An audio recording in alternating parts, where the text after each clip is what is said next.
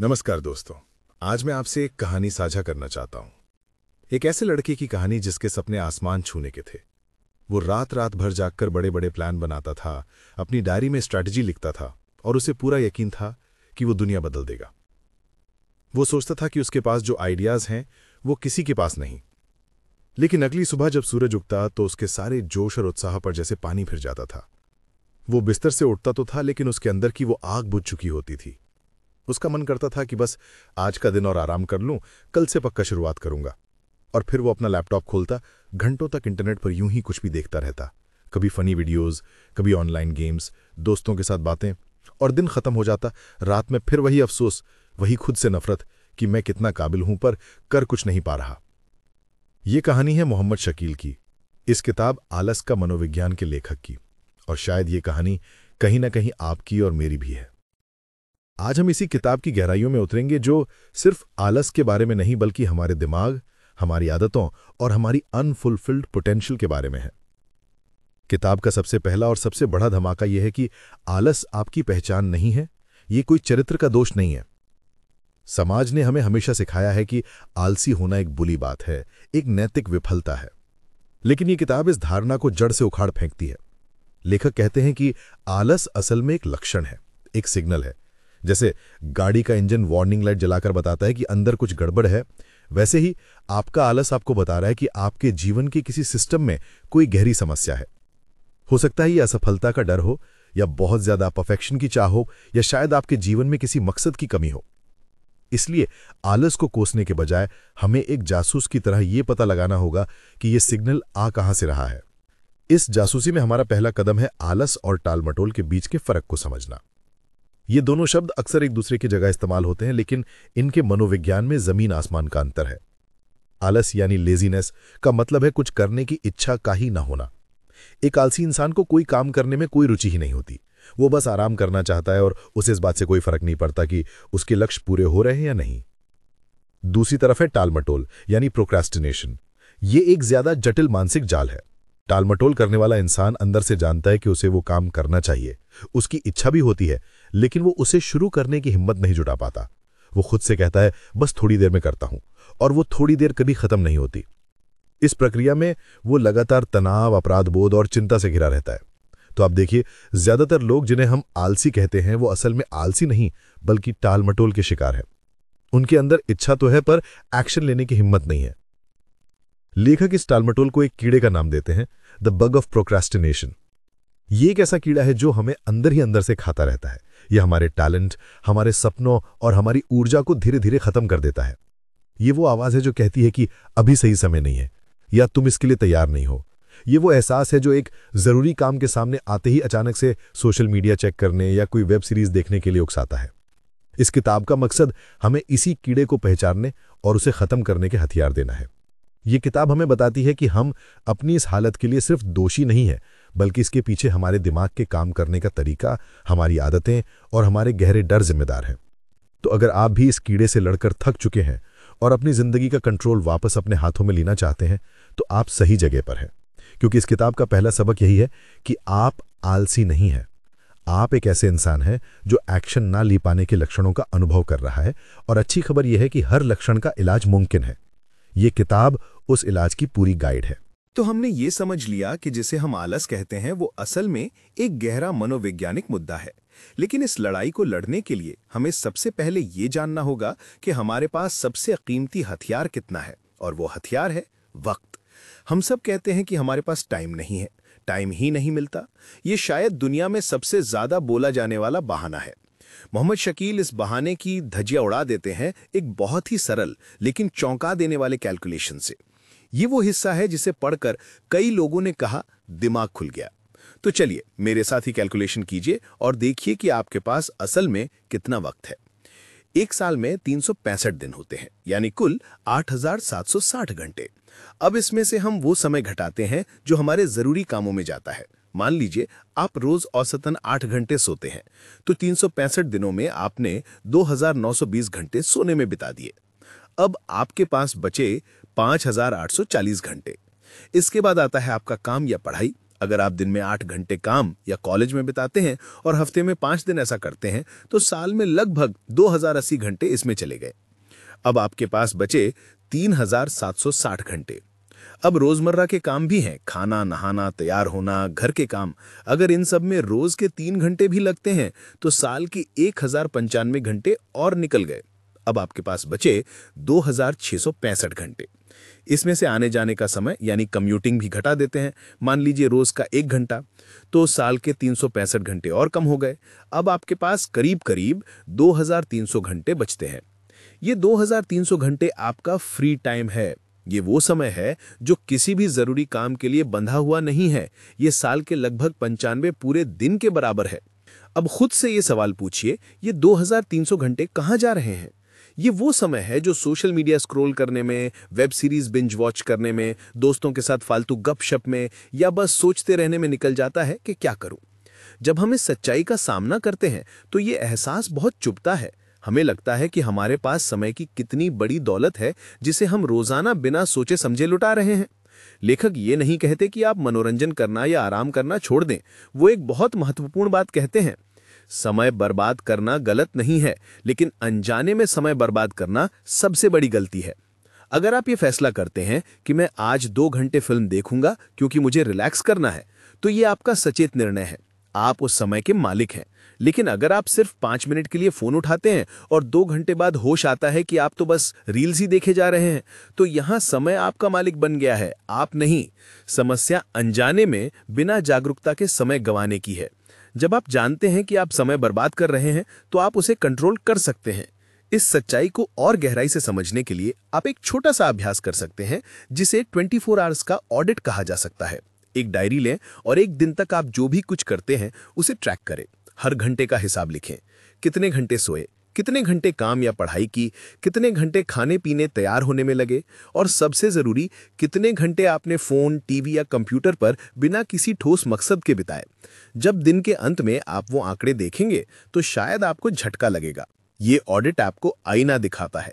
ये आपको बताता है कि आपके सपने और आपकी हकीकत के बीच जो खाई है वो आपके इसी बर्बाद हुए समय से भरी पड़ी है। ये समय एक ऐसा खजाना था जो दोबारा कभी वापस नहीं आएगा। हर गुजरता पल आपके सपनों को पूरा करने का एक मौका था जो चला गया। यह एहसास डरावना हो सकता है, लेकिन यही एहसास जरूरी है, क्योंकि जब तक हमें इस बात की गंभीरता का एहसास नहीं होगा कि हमारा वक्त कितनी तेजी से रेत की तरफ फिसल रहा है, तब तक हमारे अंदर एक्शन लेने की वो आग पैदा ही नहीं होगी। ये 2300 घंटे आपकी नई स्किल सीखने, अपना बिजनेस शुरू करने, अपनी सेहत सुधारने या कोई किताब लिखने के लिए काफी हैं। ये आपके सपनों को हकीकत में बदलने के लिए काफी हैं। सवाल बस ये है कि क्या आप इस खजाने की कीमत पहचानने के लिए तैयार हैं? तो अब हम जानते हैं कि हमारे पास वक्त है, लेकिन फिर भी ये जानते हुए भी हम एक्शन क्यों नहीं ले पाते? क्यों एक जरूरी किताब पढ़ने के बजाय हमारा हाथ अपने आप फोन की तरफ चला जाता है? इसका जवाब हमारे दिमाग के अंदर एक केमिकल के खेल में छिपा है, और उस केमिकल का नाम है डोपामाइन। आलस का मनोविज्ञान हमें बताती है कि अगर आप अपने दिमाग को कंट्रोल करना चाहते हैं तो आपको एक पायलट की तरह पहले ये समझना होगा कि ये मशीन काम कैसे करती है, और डोपामाइन इस मशीन का सबसे महत्वपूर्ण पुर्जा है। अक्सर डोपामाइन को प्लेजर केमिकल यानी खुशी का केमिकल कहा जाता है, लेकिन ये पूरी तरह सही नहीं है। डोपामाइन असल में मोटिवेशन केमिकल यानी प्रेरणा का केमिकल है। ये वो केमिकल है जो हमें किसी इनाम की उम्मीद में एक्शन लेने के लिए प्रेरित करता है। जब आप भूखे होते हैं और स्वादिष्ट खाने के बारे में सोचते हैं तो आपके दिमाग में डोपामाइन रिलीज होता है, जो आपको उठकर खाना ढूंढने के लिए प्रेरित करता है। खाना खाने के बाद जो संतुष्टि मिलती है वो अलग केमिकल से आती है, लेकिन खाने तक पहुंचने की जो चाहत है वो डोपामाइन का काम है। हमारा दिमाग लाखों सालों के विकास का नतीजा है। हमारे पूर्वजों के लिए तुरंत मिलने वाले इनाम जैसे खाना, सुरक्षा पर ध्यान देना जिंदा रहने के लिए जरूरी था। दूर के अनिश्चित इनामों के बारे में सोचने का कोई फायदा नहीं था। इसलिए हमारा दिमाग आज भी इसी तरह काम करता है। वो तत्काल संतुष्टि यानी इंस्टेंट ग्रेटिफिकेशन को प्राथमिकता देता है। अब यहीं पर एंट्री होती है हमारे आज के सबसे बड़े दुश्मन और दोस्त स्मार्टफोन की। सोशल मीडिया ऐप्स, गेम्स और स्ट्रीमिंग सर्विसेज को इसी तरह डिजाइन किया गया है कि वो हमारे दिमाग के डोपामाइन सिस्टम को हाईजैक कर सकें। जब आप एक फोटो पोस्ट करते हैं और उस पर लाइक आता है तो आपको डोपामाइन का एक छोटा सा हिट मिलता है। जब आप कोई रील देखते हैं जो 15 सेकंड में खत्म हो जाती है और अगली अपने आप शुरू हो जाती है, तो हर नई रील एक छोटा सा इनाम है, डोपामाइन का एक और हिट। ये छोटे छोटे लगातार मिलने वाले इनाम हमारे दिमाग को अपना आदी बना लेते हैं। दिमाग को लगता है कि बिना ज्यादा मेहनत किए ही उसे कितनी आसानी से खुशी मिल रही है। इस प्रक्रिया में हमारा दिमाग इन आसान इनामों के प्रति डिसेंसिटाइज हो जाता है, यानी उसकी संवेदनशीलता कम हो जाती है। इसका नतीजा क्या होता है? जब आप कोई बड़ा जरूरी काम करने बैठते हैं, जैसे कोई किताब पढ़ना, किसी प्रोजेक्ट पर काम करना या एक्सरसाइज करना, तो इन कामों में मेहनत लगती है और इनका इनाम तुरंत नहीं मिलता। किताब खत्म करने की खुशी आपको कई घंटों या दिनों की मेहनत के बाद मिलेगी। एक्सरसाइज का असर हफ्तों या महीनों बाद दिखेगा। आपके डोपामाइन आदि दिमाग को ये काम बहुत बोरिंग और मुश्किल लगते हैं। उसे तो हर 15 सेकंड में एक नया इनाम पाने की आदत हो गई है। तो इसलिए वो आपको उकसाता है कि इस बोरिंग काम को छोड़ो और चलो फोन उठाते हैं, जहां मजा तुरंत मिलेगा। यहीं से टाल मटोल का चक्र शुरू होता है। आप जानते हैं कि आपको पढ़ना चाहिए, लेकिन आपका दिमाग आपको आसान डोपामाइन की तरफ खींचता है। लेखक मोहम्मद शकील इस जाल को बहुत अच्छे से समझते हैं, क्योंकि वो खुद इसका शिकार रह चुके हैं। वो अपनी किताब में खुलकर बताते हैं कि कैसे वो घंटों तक यूट्यूब पर फनी वीडियोस देखते थे और ऑनलाइन गेम्स खेलते थे, जबकि उनके सपने और लक्ष्य धरे के धरे रह जाते थे। उनका ये व्यक्तिगत अनुभव इस किताब को बहुत शक्तिशाली बनाता है। वो किसी बाहरी विशेषज्ञ की तरह टेक्नोलॉजी को कोस नहीं रहे हैं। वो एक डिजिटल इनसाइडर हैं, एक ऐसा व्यक्ति जिसने इन प्लेटफॉर्म्स की ताकत को समझा, उनके जाल में फंसा और फिर उससे बाहर निकलने का रास्ता खोजा। उनका संदेश ये नहीं है कि आप टेक्नोलॉजी को छोड़कर किसी गुफा में चले जाएं। उनका संदेश है कि आपको डिजिटल डिसिप्लिन सीखना होगा। आपको अपने डोपामाइन सिस्टम का मालिक बनना होगा, उसका गुलाम नहीं। आपको ये समझना होगा कि ये ऐप्स आपकी अटेंशन के लिए लड़ रहे हैं और आपको सचेत रूप से ये फैसला करना होगा कि आप अपनी अटेंशन और अपना कीमती डोपामाइन कहाँ खर्च करना चाहते हैं। आसान फालतू इनामों पर या उन कामों पर जो मुश्किल हैं लेकिन आपकी जिंदगी को सच में बेहतर बनाएंगे। हमने समय की कीमत समझी और अपने दिमाग के केमिकल खेल को भी जाना, लेकिन कहानी यहीं खत्म नहीं होती। कई बार हमारे पास समय भी होता है और हम जानते भी हैं कि हमें क्या करना है, फिर भी हमारे पैर जैसे जमीन में जम जाते हैं। हम एक कदम भी आगे नहीं बढ़ा पाते। ऐसा क्यों होता है? क्योंकि हमारे आलस और टाल मटोल के पीछे कुछ अदृश्य जंजीरें होती हैं जो हमें मजबूती से जकड़े रहती हैं। ये जंजीरें हैं हमारे गहरे मनोवैज्ञानिक डर, हमारी अधूरी मान्यताएं और हमारा खुद पर संदेह। आलस का मनोविज्ञान इन अदृश्य जंजीरों पर रोशनी डालती है और बताती है कि कैसे हमारा आलस अक्सर एक ढाल का काम करता है जो हमें इन डरों का सामना करने से बचाता है। इनमें से सबसे पहली और सबसे मजबूत जंजीर है असफलता का डर, फियर ऑफ फेलियर। ये एक बहुत ही चालाक दुश्मन है।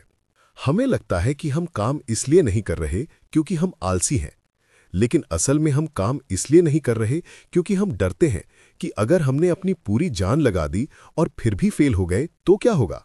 ये डर हमारे अहंकार को, हमारी सेल्फ इमेज को बहुत चोट पहुंचाएगा। इसलिए हमारा दिमाग एक आसान रास्ता निकालता है, कोशिश ही मत करो। अगर तुम कोशिश ही नहीं करोगे तो फेल होने का सवाल ही नहीं उठता। तब आप खुद को और दुनिया को ये कहानी सुना सकते हैं, मैं फेल नहीं हुआ, मैंने तो बस कभी ट्राई ही नहीं किया। आलस यहां पर एक आरामदायक बहाना बन जाता है जो हमें अपनी काबिलियत पर उठने वाले सवालों से बचाता है। ये एक तरह का सेल्फ प्रोटेक्शन मैकेनिज्म है।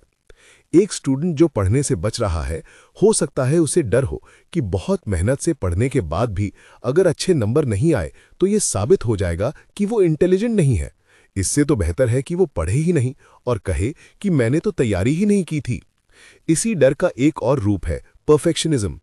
ये सुनने में तो बहुत अच्छा लगता है कि मैं हर काम परफेक्ट तरीके से करना चाहता हूं, लेकिन असल में ये टाल मटोल का सबसे सुंदर मुखौटा है। परफेक्शनिस्ट लोग हमेशा सही समय का इंतजार करते हैं, सही मूड का इंतजार करते हैं, सही प्लान का इंतजार करते हैं। वो तब तक काम शुरू नहीं करते जब तक सब कुछ 100% सही न हो। और क्योंकि सब कुछ 100% सही कभी नहीं होता, इसलिए वो काम कभी शुरू ही नहीं कर पाते। ये भी असफलता के डर से ही जुड़ा है। उन्हें डर होता है कि अगर उनका काम परफेक्ट नहीं हुआ तो लोग क्या कहेंगे, वो खुद को क्या जवाब देंगे। इसलिए कुछ इम्परफेक्ट करने से बेहतर उन्हें कुछ भी न करना लगता है। किताब हमें सिखाती है कि हमें प्रगति को परफेक्शन से ऊपर रखना चाहिए, प्रोग्रेस ओवर परफेक्शन। पहला कदम उठाना, चाहे वो कितना भी छोटा और इम्परफेक्ट क्यों ना हो, हमेशा कुछ न करने से 1000 गुना बेहतर है।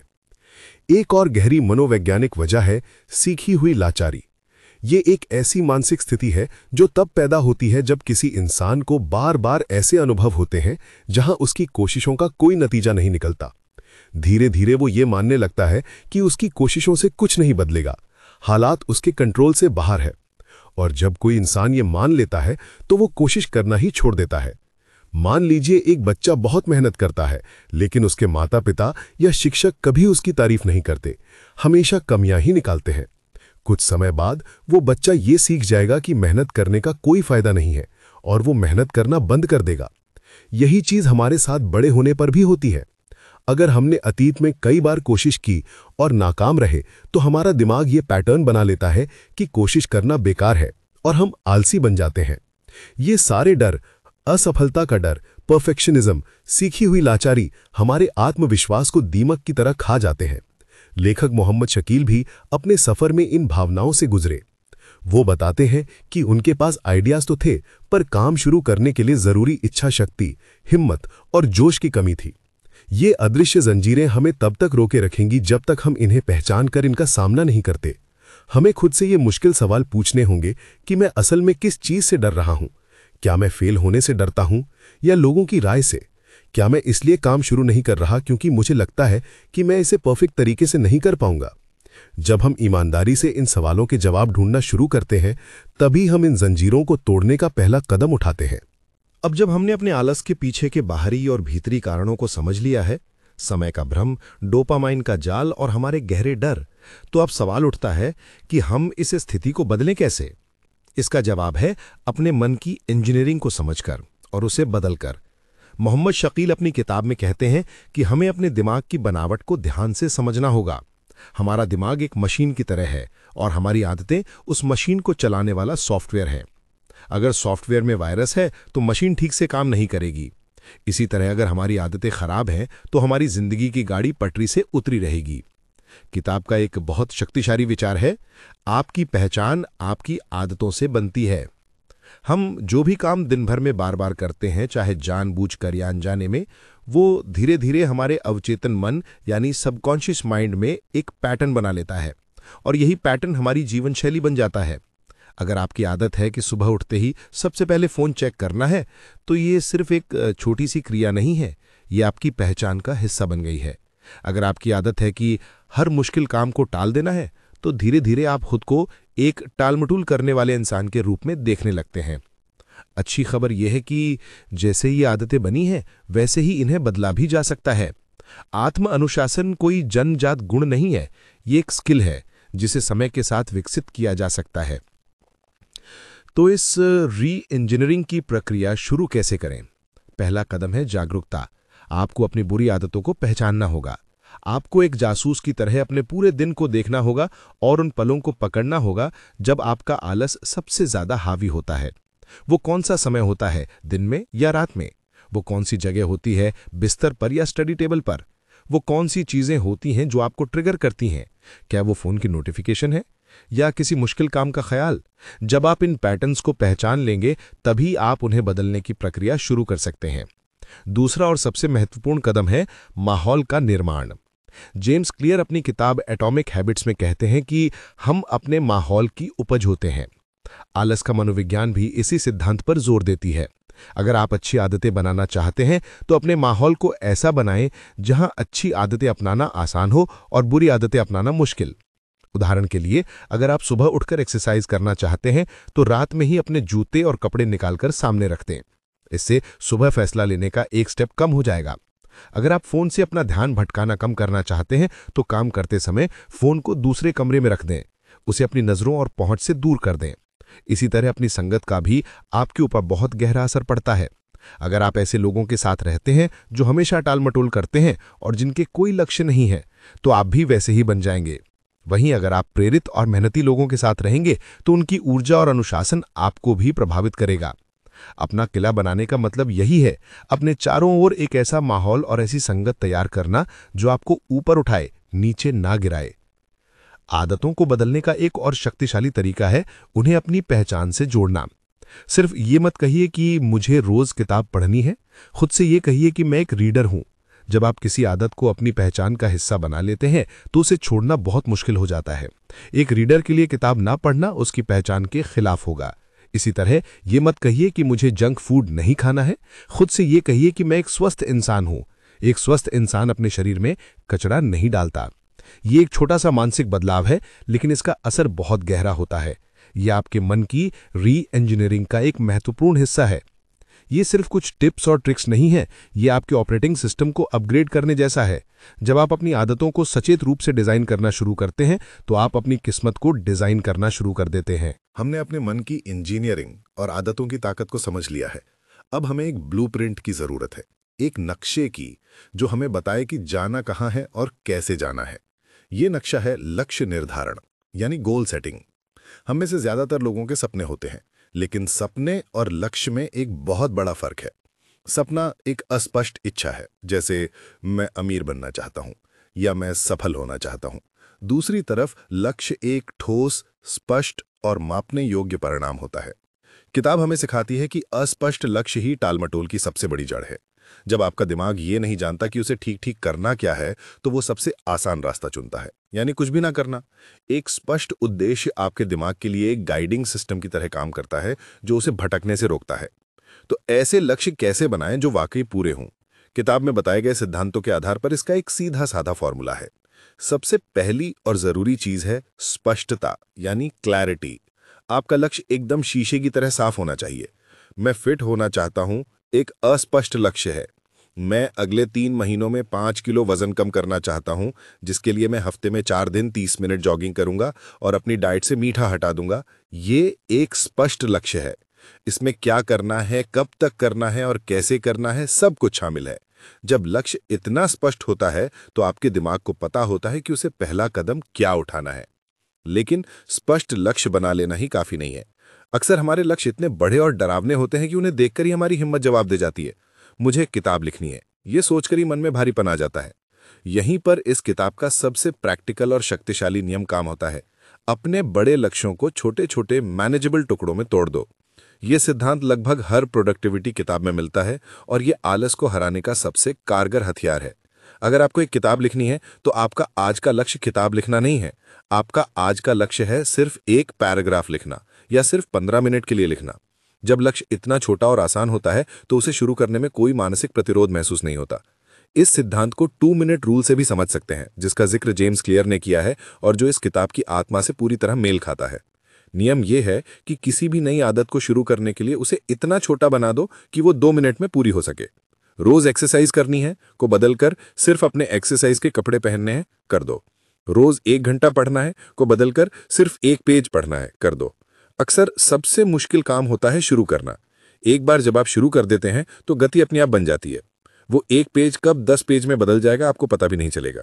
लेखक कहते हैं कि जिस पल आप कोई काम शुरू करते हैं आप उसे 50% पूरा कर लेते हैं, क्योंकि सबसे बड़ी लड़ाई शुरू करने की ही होती है।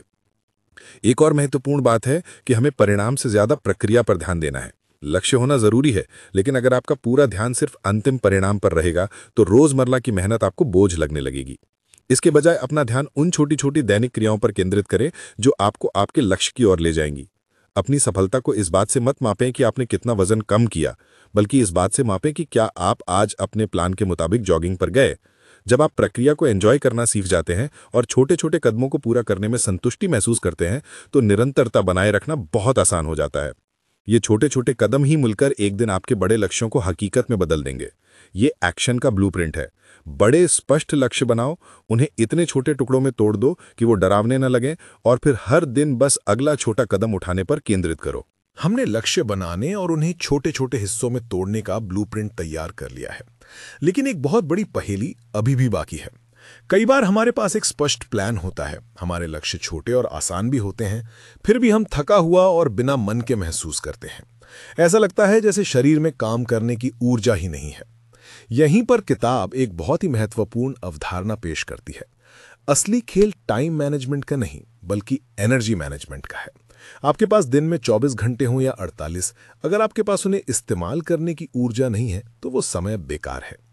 लेखक बताते हैं कि बहुत से लोग अपनी सारी ऊर्जा फालतू की चीज़ों और चिंताओं में ख़त्म कर देते हैं।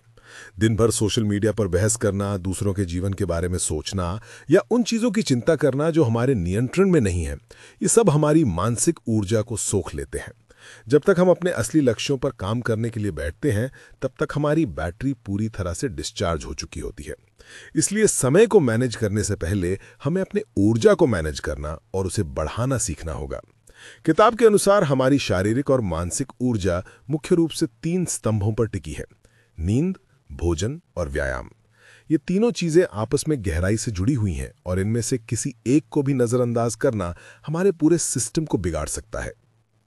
पहला और सबसे महत्वपूर्ण स्तंभ है नींद।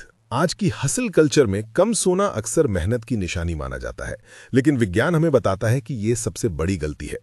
जब हम सोते हैं तो हमारा दिमाग खुद को रीसेट और रिचार्ज करता है। नींद की कमी सीधे सीधे हमारे डोपामीन के स्तर को प्रभावित करती है। जब आप पूरी नींद नहीं लेते तो अगले दिन आपके दिमाग में पर्याप्त डोपामीन नहीं बन पाता, जिससे आपको प्रेरणा की कमी, सुस्ती और आलस महसूस होता है। अच्छी और गहरी नींद लेना कोई लग्जरी नहीं है, यह आपकी प्रोडक्टिविटी के लिए एक जरूरत है। अगर आप ऊर्जावान महसूस करना चाहते हैं तो 7-8 घंटे की क्वालिटी नींद को प्राथमिकता देना अनिवार्य है। दूसरा स्तंभ है भोजन। एक बहुत पुरानी कहावत है, जैसा अन्न वैसा मन, और किताब इसी बात पर जोर देती है। आप जो खाते हैं आप वही बन जाते हैं। अगर आप अपनी गाड़ी में खराब क्वालिटी का पेट्रोल डालेंगे तो इंजन खराब हो जाएगा। उसी तरह अगर आप अपने शरीर में लगातार जंक फूड, प्रोसेस्ड खाना और बहुत ज्यादा चीनी डालेंगे तो आपकी ऊर्जा का स्तर गिरना तय है। जंक फूड खाने से न केवल हमारी याददाश्त कमजोर होती है, बल्कि हमारा मूड भी खराब रहता है और हम थका हुआ महसूस करते हैं। दूसरी ओर पौष्टिक भोजन, फल, सब्जियां, प्रोटीन हमारे शरीर और दिमाग को वो ईंधन देते हैं जिसकी उन्हें अच्छी तरह से काम करने की जरूरत है। अपनी डाइट में छोटे छोटे सुधार करके आप अपनी ऊर्जा के स्तर में एक बड़ा बदलाव देख सकते हैं। तीसरा स्तंभ है व्यायाम। जब हम थका हुआ महसूस करते हैं तो व्यायाम करने का विचार ही हमें और थका देता है, लेकिन विडंबना यह है कि ऊर्जा पाने के लिए ऊर्जा खर्च करनी पड़ती है। नियमित शारीरिक गतिविधि न केवल हमारे शरीर को फिट रखती है, बल्कि यह हमारे दिमाग के लिए भी बहुत फायदेमंद है। व्यायाम करने से हमारे शरीर में एंडोर्फिन जैसे रसायन निकलते हैं जो हमारा मूड अच्छा करते हैं और हमें ऊर्जावान महसूस कराते हैं। आपको जिम में घंटों पसीना बहाने की जरूरत नहीं है। रोज 30 मिनट की तेज चाल, जॉगिंग या कोई भी ऐसा खेल जिसे आप पसंद करते हैं, आपकी ऊर्जा के स्तर को बढ़ाने और आलस को दूर भगाने के लिए काफी है। ये तीनों स्तंभ, नींद, भोजन और व्यायाम, आपकी ऊर्जा की नींव है। ये कोई रॉकेट साइंस नहीं है, ये बहुत ही बुनियादी बातें हैं जिन्हें हम अक्सर नजरअंदाज कर देते हैं।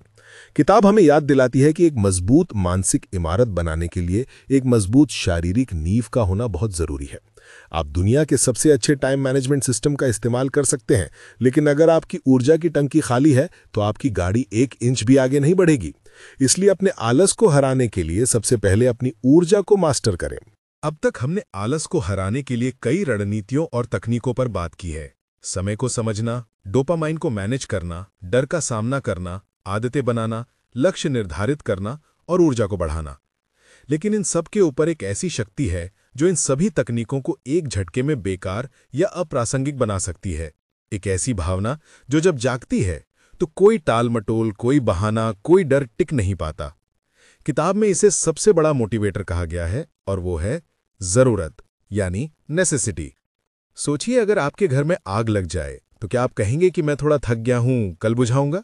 नहीं, आप अपनी पूरी ताकत और जान लगाकर उसे बुझाने की कोशिश करेंगे। क्यों? क्योंकि उस वक्त आग बुझाना आपकी चाहत नहीं, बल्कि आपकी जरूरत बन जाती है। वो एक इमरजेंसी होती है। लेखक कहते हैं कि जब तक आपके लक्ष्य आपकी चाहत की श्रेणी में रहेंगे, तब तक आप टालमटोल करते रहेंगे। जिस दिन आप अपने लक्ष्य को अपनी जरूरत, अपनी इमरजेंसी बना लेंगे, उस दिन आलस शब्द आपकी डिक्शनरी से गायब हो जाएगा। जब किसी काम को करना आपके लिए सांस लेने जितना जरूरी हो जाता है, तो फिर कोई मोटिवेशनल वीडियो देखने की जरूरत नहीं पड़ती। प्रेरणा अंदर से आती है, एक ज्वालामुखी की तरह। लेकिन सवाल यह है कि हम अपने लक्ष्यों के लिए ये जरूरत, ये इमरजेंसी की भावना पैदा कैसे करें? इसके लिए किताब एक बहुत ही शक्तिशाली मानसिक व्यायाम बताती है जिसे डेथ मेंटालिटी कहा गया है।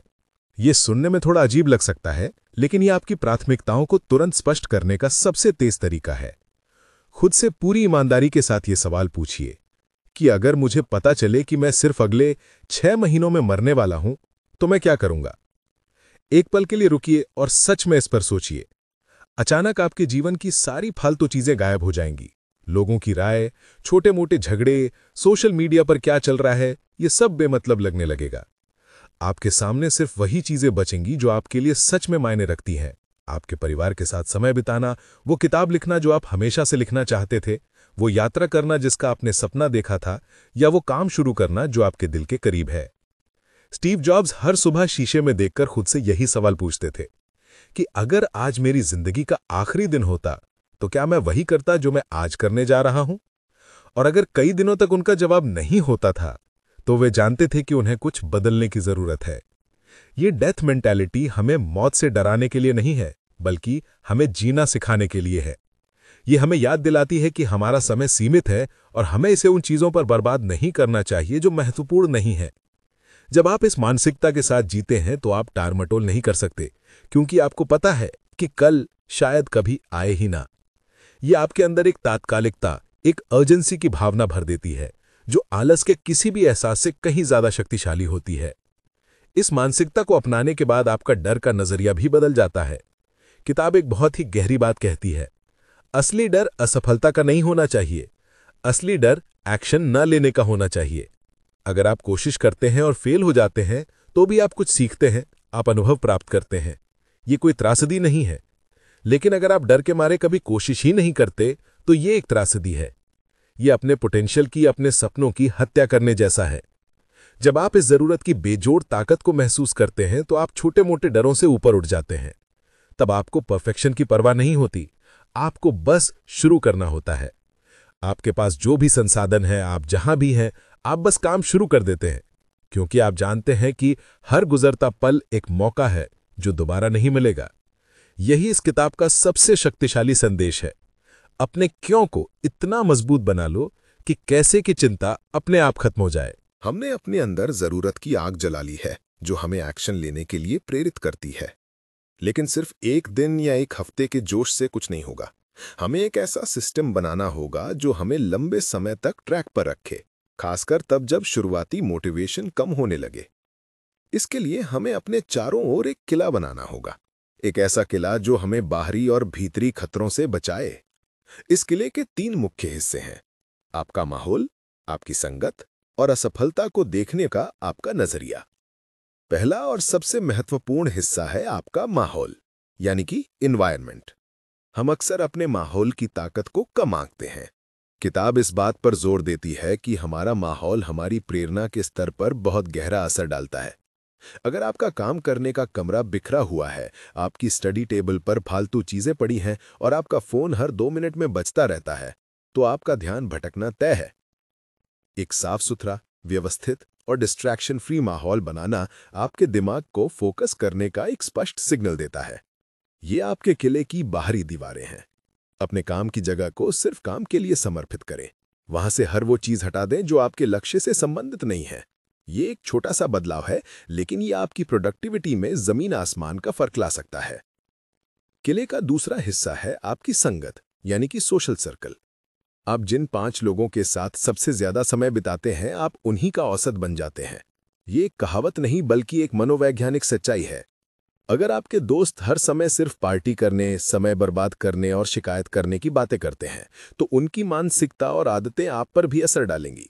वहीं अगर आप ऐसे लोगों से घिरे हैं जो महत्वाकांक्षी हैं, जो अपने लक्ष्यों के प्रति जुनूनी हैं और जो आपको आगे बढ़ने के लिए प्रेरित करते हैं, तो आप भी ऊपर उठेंगे। ये आपके किले के सैनिक हैं जो आपकी रक्षा करते हैं। अपनी संगत को बहुत सावधानी से चुनें। उन लोगों से दूरी बनाएं जो आपकी ऊर्जा को खत्म करते हैं, और उन लोगों के करीब जाएं जो आपको एक बेहतर इंसान बनने के लिए चुनौती देते हैं। आज के डिजिटल युग में ये और भी आसान है। आप पॉडकास्ट, किताबों और ऑनलाइन कम्युनिटीज के जरिए दुनिया के सबसे सफल लोगों की संगत में रह सकते हैं। किले का तीसरा और सबसे मजबूत हिस्सा है असफलता को देखने का आपका नजरिया। जब आप कोई बड़ा लक्ष्य हासिल करने निकलते हैं तो ये निश्चित है कि आप रास्ते में कई बार असफल होंगे, उतार चढ़ाव आएंगे ही। अगर आप हर असफलता को एक अंतिम फैसले की तरह देखेंगे तो आप बहुत जल्दी हार मान लेंगे। किताब हमें सिखाती है कि हमें असफलता को एक सीखने के अवसर के रूप में अपनाना चाहिए। जब आप फेल होते हैं तो आप फेलियर नहीं बनते, आपको बस एक ऐसा तरीका पता चलता है जो काम नहीं करता। ये डेटा है जिसे आप अगली बार बेहतर करने के लिए इस्तेमाल कर सकते हैं। ये मानसिकता आपको लचीला यानी रिजिलिएंट बनाती है। ये तीनों चीजें मिलकर एक ग्रोथ माइंडसेट का निर्माण करती हैं। ग्रोथ माइंडसेट का मतलब है ये विश्वास करना कि आपकी क्षमताएं और बुद्धिमत्ता पत्थर की लकीर नहीं है, बल्कि उन्हें मेहनत और लगन से विकसित किया जा सकता है। जब आपके पास ग्रोथ माइंडसेट होता है तो आप चुनौतियों से डरते नहीं, बल्कि उन्हें सीखने और बढ़ने के मौके के रूप में देखते हैं। आप दूसरों की सफलता से जलते नहीं, बल्कि उनसे प्रेरणा लेते हैं। ये मानसिकता आलस को, जो एक स्थिर अवस्था है, एक सक्रिय प्रक्रिया यानी प्रोसेस ऑफ ग्रोथ में बदल देती है। आपका किला आपको सिर्फ बाहरी दुनिया के विकर्षणों से नहीं बचाता, बल्कि वो आपके अंदर की नकारात्मक सोच, आत्मसंदेह और हार मान लेने की प्रवृत्ति से भी आपकी रक्षा करता है। जब आपका ये किला मजबूत होता है तो आप किसी भी तूफान का सामना करने के लिए तैयार रहते हैं। तो दोस्तों, हमने आलस का मनोविज्ञान के इस गहरे और ट्रांसफॉर्मेटिव सफर को लगभग पूरा कर लिया है। हमने आलस के नकाब को हटाकर उसके पीछे छिपे असली कारणों को देखा। हमने समय के धोखे को समझा और जाना कि हमारे पास असल में कितनी बड़ी दौलत है। हमने अपने दिमाग की केमिकल खेल डोपामाइन के जाल को पहचाना और ये सीखा कि कैसे मॉडर्न टेक्नोलॉजी हमें अपना गुलाम बनाती है। हमने अपनी अदृश्य जंजीरों यानी असफलता के डर और परफेक्शनिज्म का सामना किया। फिर हमने समाधान की ओर कदम बढ़ाया और अपने मन की इंजीनियरिंग को बदलकर नई आदतें बनाने के तरीके सीखे। हमने एक्शन का एक स्पष्ट ब्लूप्रिंट तैयार किया जिसमें लक्ष्यों को छोटे छोटे करने योग्य कदमों में तोड़ा गया। हमने समझा कि असली खेल टाइम मैनेजमेंट का नहीं, बल्कि एनर्जी मैनेजमेंट का है और अपनी ऊर्जा को नींद, भोजन और व्यायाम से कैसे बढ़ाया जाए। हमने जरूरत की बेजोड़ ताकत को महसूस किया और डेथ मेंटालिटी के जरिए अपने जीवन में इमरजेंसी की भावना पैदा करना सीखा। और आखिर में हमने अपने चारों ओर एक मजबूत किला बनाने की रणनीति तैयार की, जिसमें हमारा माहौल, हमारी संगत और असफलता के प्रति हमारा नजरिया शामिल है।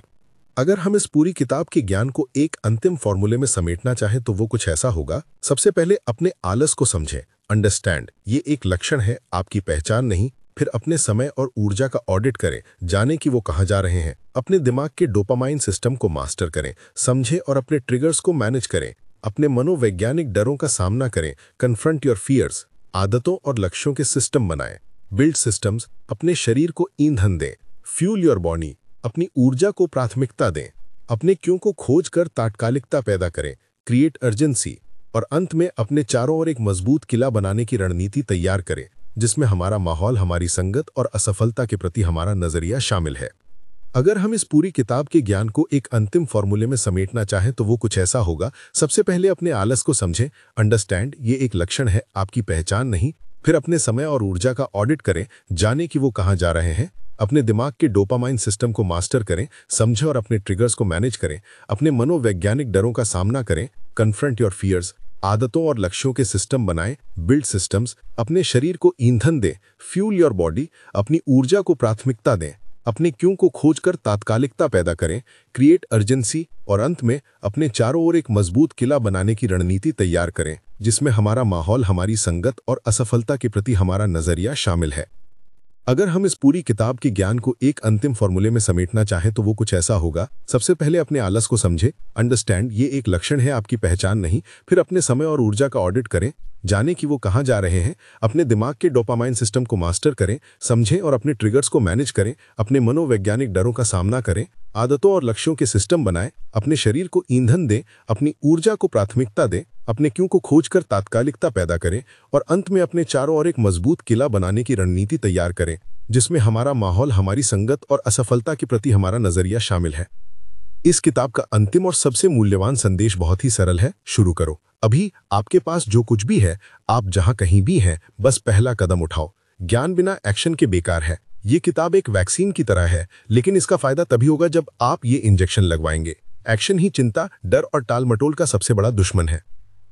वो पहला छोटा इम्परफेक्ट कदम उठाना ही सबसे बड़ी जीत है। इस किताब का मकसद आपको एक प्रोडक्टिविटी मशीन बनाना नहीं है। इसका मकसद है आपको एक ऐसा जीवन बनाने में मदद करना जो उद्देश्य और संतुष्टि से भरा हो। एक ऐसा जीवन जहां आप रात को सोते समय अफसोस से नहीं, बल्कि इस एहसास के साथ सोएं कि आज आपने अपने सपनों की ओर एक कदम और बढ़ाया है। तो अब एक्शन लेने की बारी आपकी है। सोचिए उस एक लक्ष्य के बारे में जिसे आप महीनों या सालों से टाल रहे हैं। ऐसा क्या होगा, आपकी सोच में ऐसा कौन सा बदलाव आएगा जो उस लक्ष्य को आपकी कभी करूंगा वाली लिस्ट से निकालकर आपकी अभी करना है वाली इमरजेंसी लिस्ट में डाल देगा। उस एक छोटे कदम के बारे में सोचिए जो आप आज इसी वक्त इस वीडियो को देखने के बाद उठा सकते हैं। अगर इस वीडियो ने आपको अपने आलस के पीछे की साइकोलॉजी को समझने में मदद की है और आपको एक्शन लेने के लिए एक भी नया आइडिया मिला है, तो इस वीडियो को लाइक करें। आपका एक लाइक हमें और लोगों तक पहुंचने में मदद करता है। और अगर आप अपनी जिंदगी को बेहतर बनाने के सफर में हमारे साथ जुड़ना चाहते हैं तो इस चैनल को सब्सक्राइब करना ना भूलें और बेल आइकन को भी दबा दें ताकि आप ऐसे और life changing book summaries miss ना करें। आखिर में नीचे कमेंट में हमें बताएं कि आप आज से कौन सा एक छोटा कदम उठाने वाले हैं। उसे लिखिए, दुनिया के सामने एक वादा कीजिए, क्योंकि लिखने से आपके इरादे मजबूत होते हैं। चलिए मिलकर आलस को हराते हैं और अपनी असली क्षमता को अनलॉक करते हैं। देखने के लिए धन्यवाद।